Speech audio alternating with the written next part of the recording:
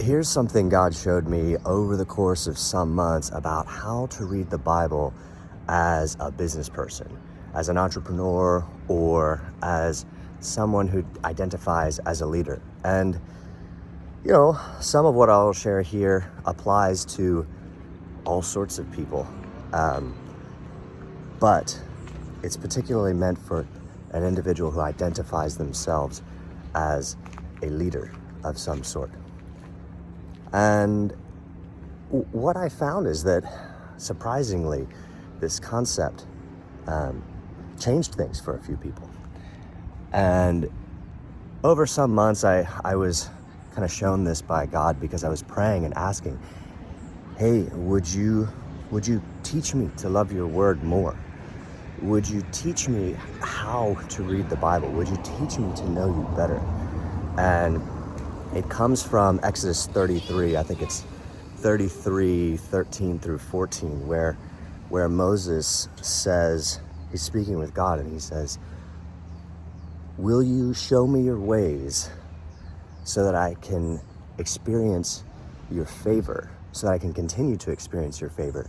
And then he adds, and consider also that these people, like the people who God called him to lead, consider also that these people are your people. And so I saw that God answered that prayer, right? God responded and said, yes, I will teach you my ways. You will experience my favor. And he also added something that Moses didn't even ask for. Just like Solomon, when he prayed for wisdom, the prayer that he prayed for was for wisdom to lead his people well, to lead God's people well. And it pleased God. And God answered his prayer with Solomon. He said, yeah, I'll give you wisdom to lead my people.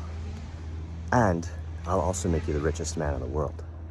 Wild, right? Whew. And so the nation of Israel was blessed through this guy, Solomon. And Moses prayed a similar prayer when he said, teach me your ways, right? And that prayer pleased God. And God responded and said, yes, I will teach you my ways. You'll continue to experience my favor, and I will give you rest. Beautiful thing. That's something that Jesus echoes later. Come to me, and I will give you rest. And the scholars of the day knew the Old Testament intimately. They had memorized huge portions of it, if not all of it. I mean, you could read stats and things about what the Pharisees and the teachers of the day did with the Bible. They spent their whole lives on it. And anyway, that's another conversation for another day. So Moses prayed this prayer, and I started praying that prayer. God, would you teach me to know you better through your word? Would you grow my hunger through your word? And as the months went by, I started to realize, wow, like I'm approaching the Bible from a totally different perspective than anything that I have heard someone describe before. I'm a new believer. I've only been born again for 6 years, and about 6 years now. But I grew up in the church though, and I had never heard anyone share this. Maybe I wasn't listening, or I don't know. But what I realized, it just came to me one morning where it sort of came together in a clear point that I could express to others. And it's like this. You can't approach, it's a misguided attempt to approach the Bible seeking to get something out of it as if it's a vending machine. You cheapen what it is by doing that. This is the Word of God. It's living, it's breathing, it's sharper than a two-edged sword. The reason why the Bible is said to be sharper than a two-edged sword, part of what comes with that is that you can't just be swinging it around all willy-nilly. It's powerful. It's sharp. You don't run with scissors kind of thing, right? So there are some ways to approach the Bible properly. You can't treat it like a vending machine, or specifically don't approach the Bible looking to acquire a weapon to beat other people with, to control other people, or a thing to point out where others are wrong. Don't approach the Bible for a crutch or a security blanket. Jesus isn't interested in you being a dependent child. He's interested in you growing into the fullness of the maturity that he made you for. He's interested in you having freedom for freedom's sake. He's not interested in you utilizing the Bible as a crutch or as a security blanket to say, I've got this together and other people don't. And I've made sense of all of this, and that means that I'm okay with God. No. Instead, you have to approach the Bible with a measure of extreme reverence that places it above you, that puts you in a place where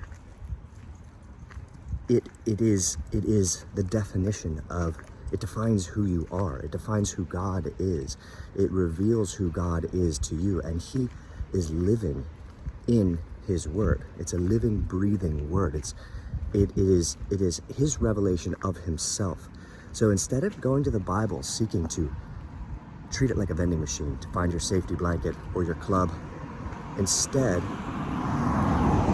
approach it to know the author. Approach it to understand how he works. And because of it, you'll discover how you work, your design. You'll discover how the world works. You'll discover incredible principles. You'll know the author. You'll know the creator. You'll know his ways. You'll know his will. You won't have to pray, God, would you show me your will? Because you'll know it. Because you'll know him. That is what the Bible is for. When you can approach the Bible like that, this intimate knowledge of who made you distills out into you knowing his ways, following his paths, and experiencing his favor. And as a result, you as a leader, as an entrepreneur, as a business owner, as a pastor, as a leader in some category, you are now equipped to equip his people. You are now able to transfer who he is to the people around you, and your knowledge of the one true God, your experience of the one true God. And your voice in that equation, regardless of what type of leader you are, is powerful and important. And so I'll just encourage you this morning, whenever you're listening to this, approach the Bible to get to know the one who made you. And as a result, you'll experience his favor, and so will his people.